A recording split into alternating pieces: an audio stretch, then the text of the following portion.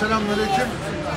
Aziz Türk milleti, muhterem Doğu Türkistanlı kardeşlerimiz, biz biraz önce Tayland, Ankara Büyükelçiliği önünde bir eylem yaptık. Bu eylemimiz çok başarılı bir şekilde sonlandı. Biz Tayland hükümetinin düşmanı değiliz. Tayland hükümeti de bizim düşmanımız değil. Ama Çin'in baskısı, tazyiki ve değişik şantajları sonucu eğer 12 yıldır Tayland hapishanesinde bulunan 48 Doğu Türkistanlı kardeşimiz uluslararası hukuk ihlal edilerek kanunsuz bir şekilde sadece sınır ihlalinde bulunduklarından dolayı 12 yıl hapiste bulundukları Tayland'dan Çin'e iade edilirse bu kardeşlerimiz idam edilir, katledilir. Bu katliama da Tayland hükümeti ortak olur.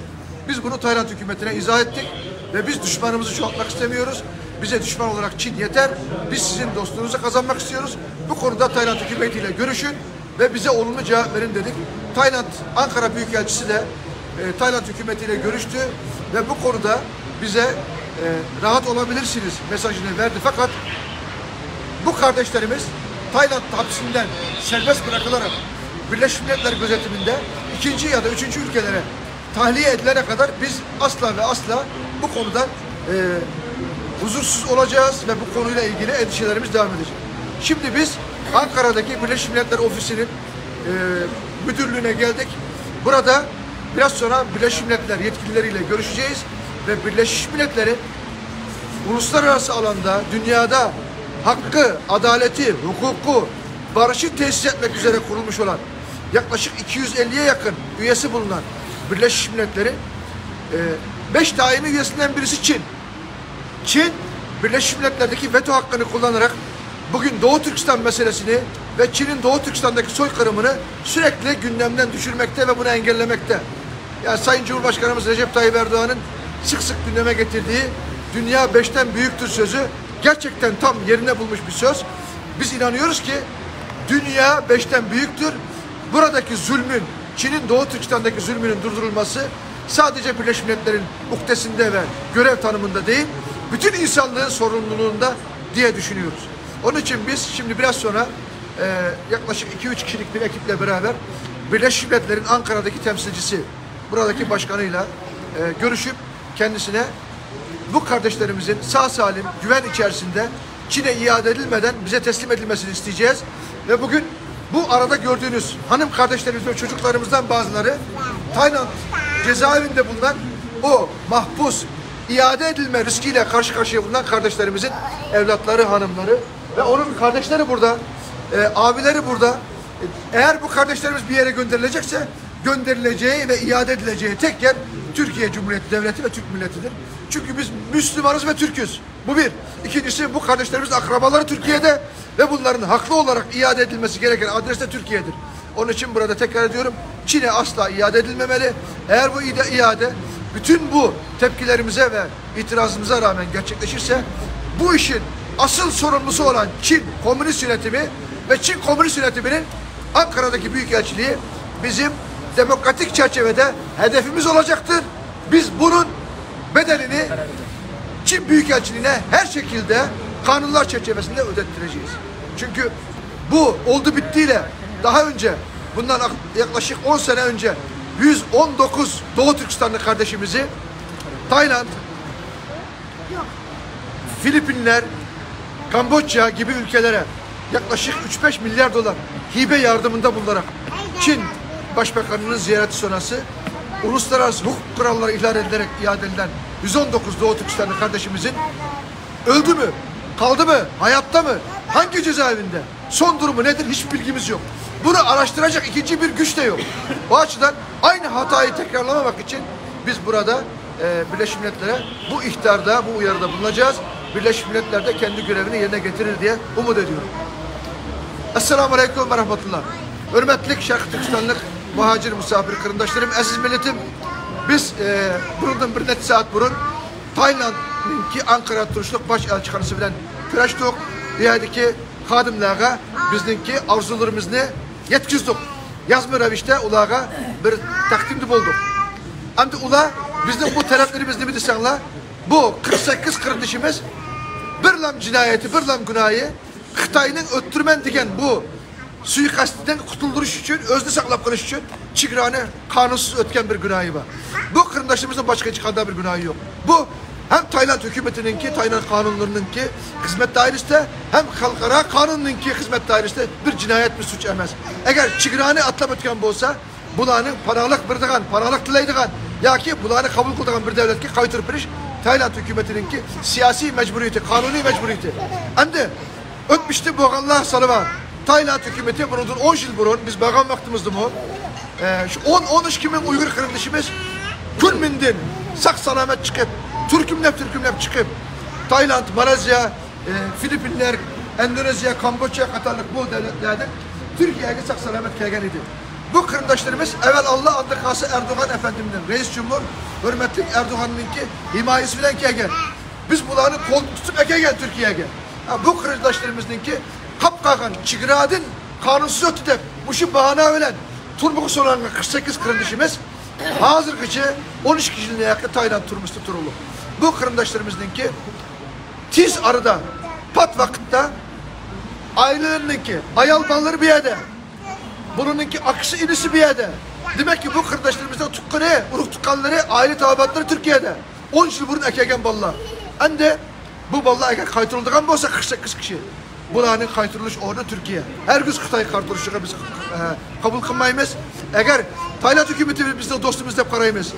Biz bu Tayland hükümetinin dostu. Bizden düşmanımız birden bir Kıtay. Eğer Tayland hükümeti bu Uygurların kaytırılış arkalık bizge özlü düşman kılıvarsa bu özlün bildiğin işi elbette biz bunun karta can cahrimiz bilen köreşkanımız her gün bu kırındaşlarımızda kaytırışka razı emesmiz. Şunun için hazır biz Ankara'da turuştuk, Birleşmiş Milletler'inki baş ofisi geldik. Hazır bu şu mesulleri bilen görüşüp, bu şu arzuyu armanlarımızla, istek taleplerimizle bulağı yetkizip Uygurlarını Kıtay'ı kaytırmanla eğer mümkün bu olsa Türkiye'ye kaytırıp birinler diyen taleplerimizi oturup koymak için inşallah biz bilen billah buyurunlar.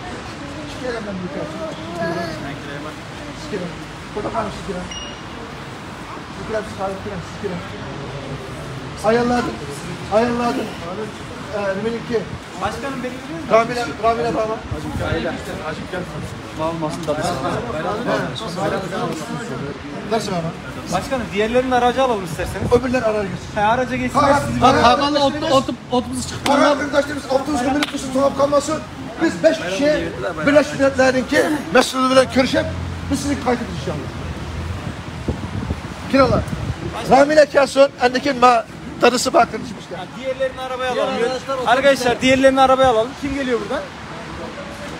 Başkanım, buna biraz başkanım. Arkadaşlar. Sayı başta fazla oldu. Yönlendir abi şu tarafa bak. Bakmayın öyle ya.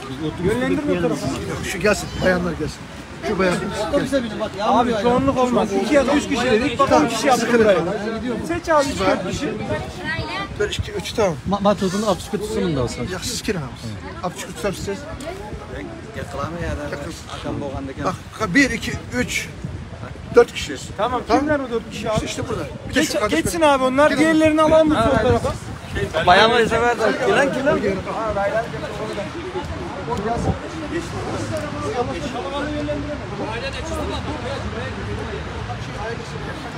Tamam al bir kişi. bayan bir kişi olsun.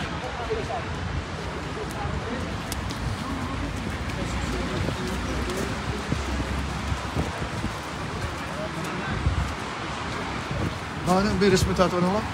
Kadar karışık kumdan bana resmi tatvanı var. Bir daha resmi var. Merak et.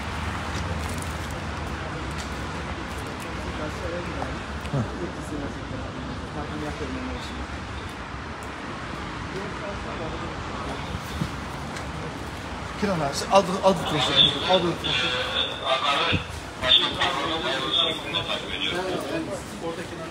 Doğrudur abi söylenen o şekilde.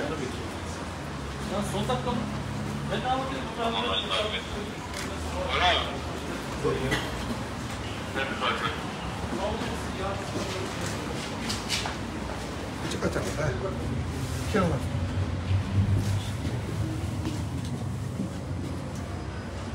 Merhabalar. Arkadaşımız mı görüyor? Evet. Merhabalar. Nasılsınız arkadaşım? Sağ olun. Ben Seyit Tümtürk, Doğu Türkistan Cumhuriyeti Başkanı. bu gelen kardeşlerimizin de heyetinde başındayım. Bu kardeşlerimiz öncelikle siz Beyaz Turup'la tanıdınız. Bu kardeşlerimiz Tayland'da Tayland'ın Bangkok şehrinde 12 yıl önce Çin zulmünden, Çin katliamından kaçıp sınır ihlal ederek Tayland'a sığınan Tayland makamlarınca yakalandıktan sonra da sırf sınır ihlali ettiği için 12 yıldır cezaevinde bulunan 48 kardeşimizin bu birisi eşi, bir çocuğu, bu abisi, birisinin abisi, bu oradaki kardeşlerimizden birinin oğlu. Bizim oradakiler bizim kardeşlerimiz. Şimdi geçen hafta aldığımız bilgi, isminizi başlayın. Ali Bey. Geçen hafta aldığımız bilgi, Çin Büyükelçiliğinden bazı yetkililer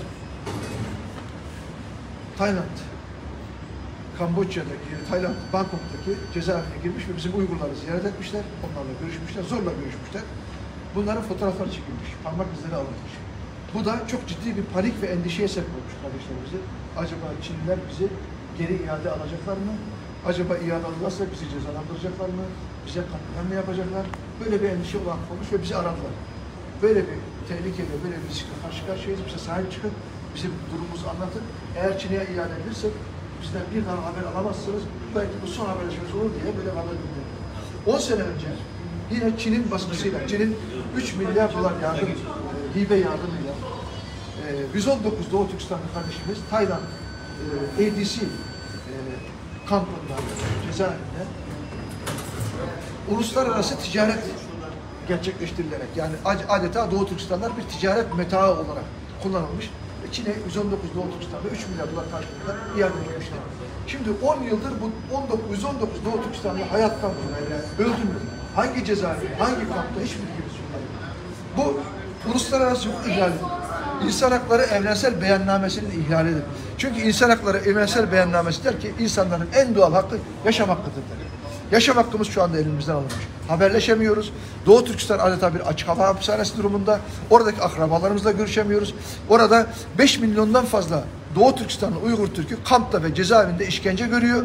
Çinliler bunu Birleşmiş Milletler raporlarında sabit olmasına rağmen milyonlarca Uygur Türk'ünü 21. yüzyılda adeta işkenceyle bir soykırım uygulamakta. Yani Hitler'in 1940'lı yıllarda uygulamış olduğu Yahudilere uygulanan soykırımın daha alçakçası, daha kanunsuzcası Doğu Türkistan'da uygulanmak. Ama dünyanın Çin'e dışı geçmiyor. Buna bir yaptırım yok. Çünkü Birleşmiş Milletler'in veto hakkına sahip 5 tane üyesinden birisi Çin. Bu işin sorumlusu Çin. Şimdi biz sizden Birleşmiş Milletler'in Ankara'daki ofisinin yetkilisi olarak, buradaki bir temsilci olarak, ben de bir Doğu Türkistanların temsilcisi olarak sizden şunu istirham ediyoruz.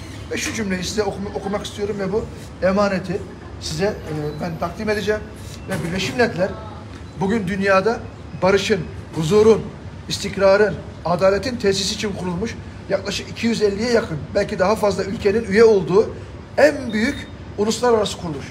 Birleşmiş Milletler'e yakışan Doğu Türkistan'daki soykırıma dur diyerek Doğu Türkistan'daki bu mazlum insanların yaşam hakkına kavuşmaları, en azından İnsan Hakları Evrensel Beyannamesi'nde çerçevesi belirlenen hakların, zorunlu hakların bunlara iade edilmesini sağlanması. Şimdi burada ne diyoruz? Birleşmiş Milletler Yüksek Komiserliğine Ankara, Çin Halk Cumhuriyeti'nin işgali altında ve soykırım politikalarının gölgesinde yaşayan, bundan 11 yıl önce Tayland'da sınır ihlali yaparak giriş yapan Doğu Türkistan'da 48 Uygur Türk'ünün önümüzdeki günlerde Çin'e iade edilmesi hususunda gelişmeler olduğunu üzüntüyle öğrendik. Bangkok şehrinde bir cezaevinde bulunan ve suçları sadece can güvenliği için sınır ihlalinde bulunan ve yasa dışı olarak sınır ihlal ettikleri için bu insanların Çin'e iade edilmeleri daha büyük bir trajedi ve insanlık suçunu meydana getirecektir. Geçtiğimiz günlerde Çinli yetkililerce kimlik tespiti yapılan, parmak izi gibi kişisel veriler toplanan 48 soydaşımızın Çin'e iade edilme süreci hızlandırılmıştır. Yani bundan endişe duyuyoruz. Başta siz Birleşmiş Milletler Yüksek Komiserliği olmak üzere uluslararası kurum ve kuruluşların Tayland hükümetine ve yetkililerine insanlık adına baskı yapmasını ve elem verici insanlık dışı sürecin bir an önce durdurulmasını talep ediyoruz.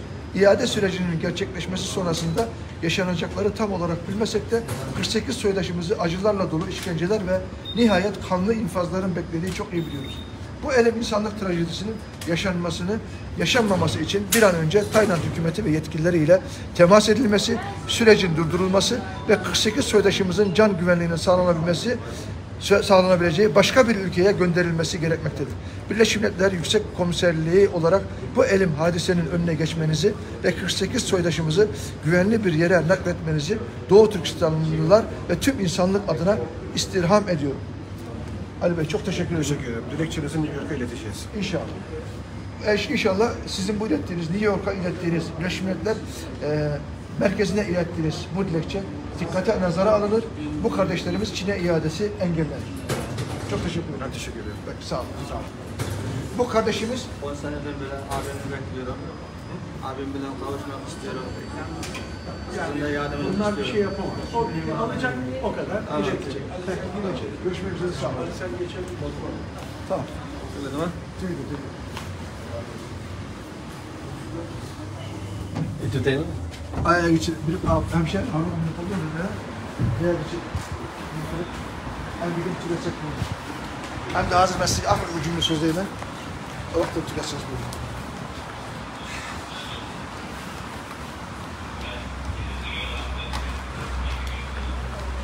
Bizden hangi balığa bunu böyle akşamaya başladılar?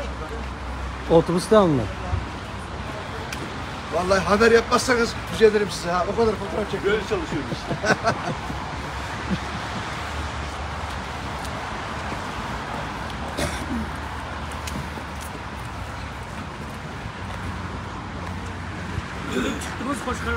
Hem de ula biz Birleşmiş Milletler'e merkezin yollayımız bunu diye. Merkezdeki de bunun dikkatli alınıyordu. Erzmi verdik, erzmişimiz verdik. İnşallah biz sebep olacak. Netice Allah. Hem de kırındaşlar biz ben Sakçı başlıklara görüşmem. Bizdeki asas düşmanımız, biz kısas aldığın yer Xitay. Bu Tayland, bu Birleşmiş Milletler bizdeki muhatabımız, bizim düşmanımız emez. Bizdeki bütün bu zulüm ne? Bütün bu kırgınçılık ne? Bütün bu balaya Türkiye'ye Xitay olan biz Xitay açıklarına saldığı barımızda bunlar dep bakın. Eğer bunlar azrak bir mehri şefkat kıp kalsa biz aşağı varmaz. Ama bunlar yakmamakla dep eğer katlı kol sunup kalsa mayada ayal ballığa be, füşek ballı be, buluğuma avargaçlık tapmayı yok. Türkiye'nin bu abloyunu tökmeyi İzzetimiz bilen kayıtımız inşallah. İki yol var. Eğer ruhsat kıpasa Xitay'a çıkarırsa varmaz. Bizden düşmanımızın, bizde kim boğanlığı, bizde bir tontu koymuş yani. Eğer ruhsat kıpmasa bulunumu avar kıpmayı, özümüzünü, izzetimizni, hürmetimizni saklar kayıtımız inşallah. Evet. Amirim, şimdi şöyle. Hayırlı yolculuklar. Hemen ayrılma deme. Diyeceğim şöyle. Biz bu Tayland hükümeti ya da Birleşmiş Milletler'in muhatabımız sen bu ders gibi olarak, görüp Türkiye olarak ben duygularımı anlıyorsun, öyle bir diyorum ama anlıyorsun. Demek ki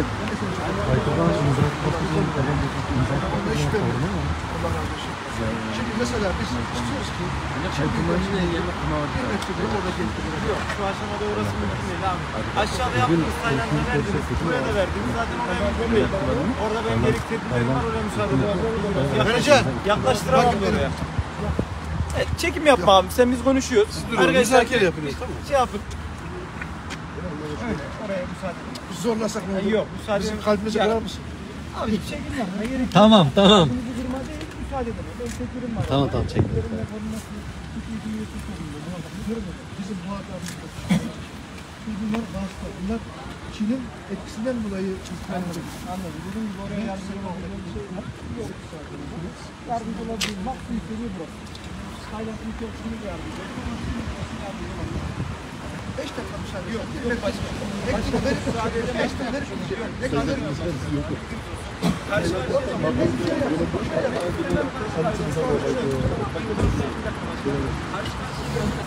Ama tepkilerim var orada. Tepkilerim dolayı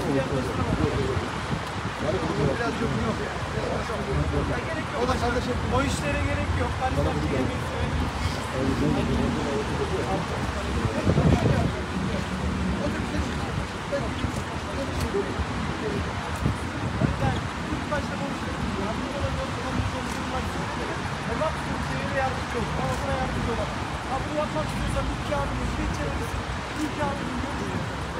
alın. Ondan sonra yapabileceğimiz bir şey yok yani. Hani başkanınızın yanında size de söyleyeyim. Başkanlık bu durum değil, izin alınması gerekiyor orayla alakalı.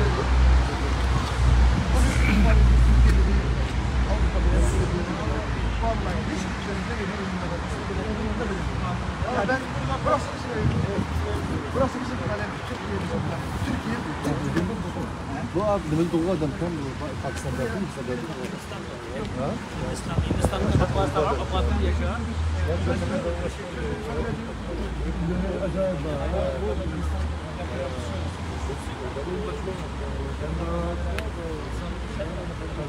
Hayırlı yolculuklar cümleten.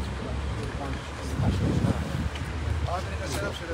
Biraz daha Allah hakkını veresin. Panda oldu. Hem de sakçı bilen küreştik biz. Sakçıya bana dedim ben. Bana tutafka aldık.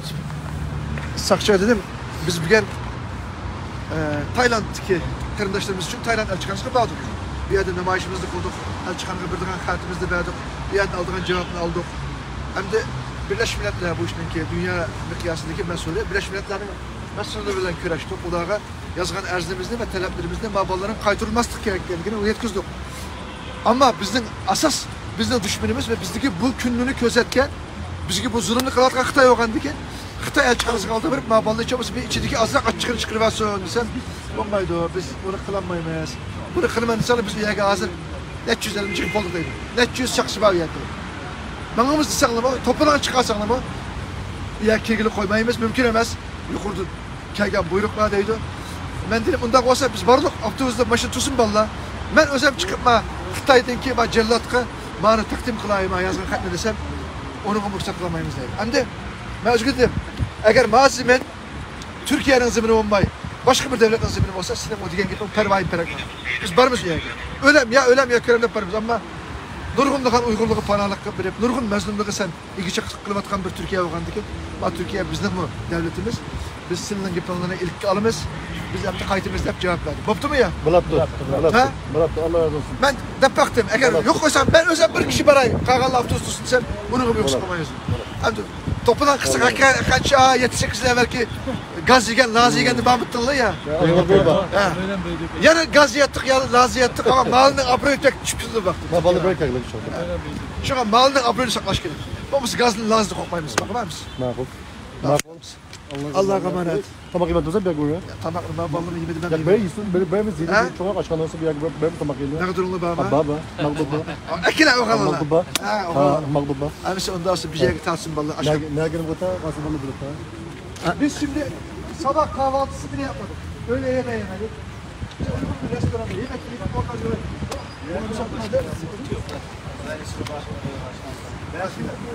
Gittik abisi. Hoş geldin millet. Burası bir yer sabit. Erken. Erkin sabit. Erken. Nerede yapacaksınız? Lokantaya nereye gideceğiz? Tabak yedik. Hadis buraya ben. Tamam oldu tamam.